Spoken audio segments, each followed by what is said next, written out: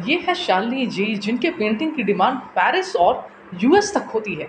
दरअसल ये मधुबनी पेंटिंग बनाती है और आप देख सकते हैं कितनी बारीकी से ये पेंटिंग बना रही है। और मधुबनी पेंटिंग की अपनी कई खासियत होती है। आज मधुबनी पेंटिंग सिर्फ मधुबन से निकलकर आज पूरे वर्ल्ड में, कहना गलत नहीं होगा, अपना डंका पीट रही है।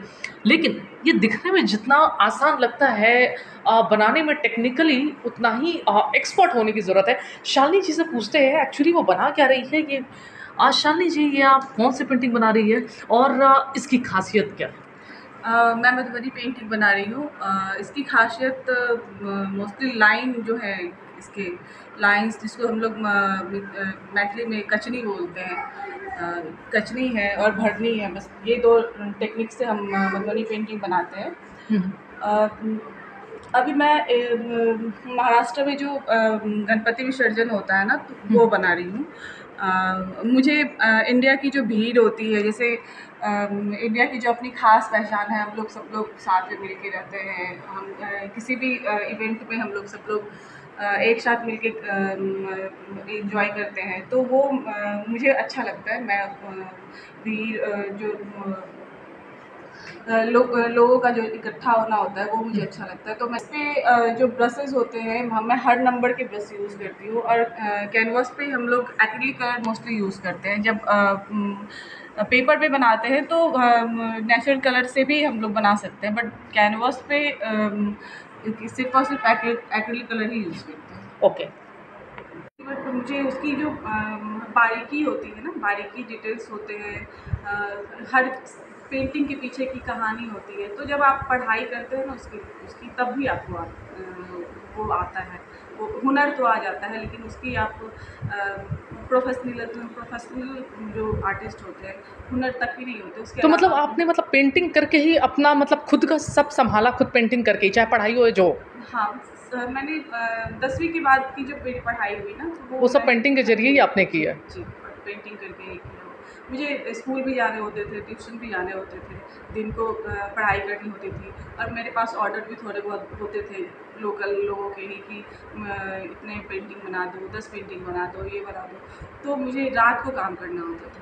और उस समय ऐसा होता था कि हमारी तरफ उतनी डेवलपमेंट हुई नहीं थी, हमारे यहाँ इलेक्ट्रिसिटी उतनी अच्छी नहीं थी, रात को लाइट नहीं होता था। तो हम लोग मैं लैंप में या केरोसिन तेल का जो डिबिया होता है ना, उसमें मैंने काम किया हुआ है बैठ के, और अच्छा लगता था। और किसी चीज़ से आप दिल से तभी जुड़ पाएंगी जब आप कुछ भी करें अपने लाइफ में, कोई भी काम करें, लेकिन आप काम ऐसा करें जिसमें आप थके नहीं। तो मुझे थकान कभी होता ही नहीं था उस पेंटिंग को करते हुए। और इसी से इसलिए ऐसा हुआ कि मेरी मैं जब प्रेग्नेंट थी ना, मैं जब प्रेग्नेंट थी, तो मुझे वहाँ से भी, यूएस से भी कॉल आया हुआ था कि मुझे वहाँ पे मैं सिलेक्टेड हुई थी और मुझे वहाँ भी पेंटिंग पहुँचानी थी, भेजनी थी।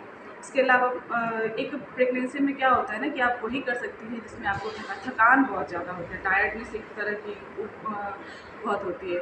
तो मैं ड्यूरिंग प्रेगनेंसी मैंने हर दिन काम किया, हर दिन पेंटिंग किया। मैं 9 महीने तक मैंने काम किया उसमें।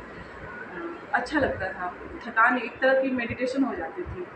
आप जब जब महिलाएँ प्रेग्नेंट होती हैं तो उन्हें मेडिटेशन के लिए बोला बोला जाता है, और तो मैं ये ये तो अभी आप सिखाती भी है, ऐसा कुछ है? हाँ, ऑनलाइन क्लासेस करती हूँ कभी-कभी।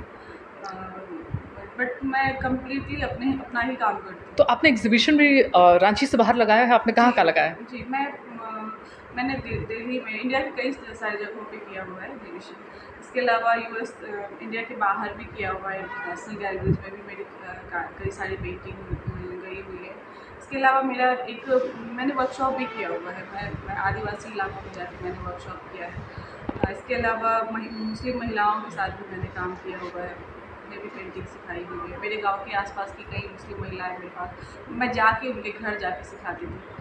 जो लोग इंटरेस्टेड होते तो हैं आगे उनको चल के बुलाती शालिनी थी। जी क्या एम्बिशन है और इसको आगे आप कहाँ तक, खुद को कहाँ देखती है और आगे 5 सालों में? जी, मैं अच्छे काम करूँ।